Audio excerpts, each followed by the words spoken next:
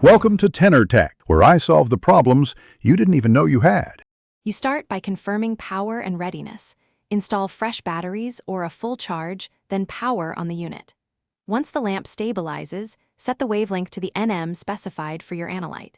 Make sure the sample vial is clean and free of bubbles. Insert the blank reference and run calibration now. This initial calibration locks a 0 point so measurements compare correctly. Do not skip the warm-up. Consistent light output matters for repeatable readings. Now you measure. Pour samples into matching cuvettes and confirm each has the same path length and volume. Rinse each cuvette with the sample once or twice before filling to avoid dilution errors. Insert the sample with the same orientation every time and trigger the reading. If the device offers auto zero, use it between runs. For precision, take 3 readings and average them. This reduces random noise.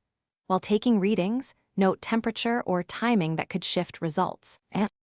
Finish by subtracting the blank and applying your calibration curve to convert absorbance into concentration. Document units and any dilution factors. After use, clean cuvettes and store the colorimeter in its case at room temperature to protect optics.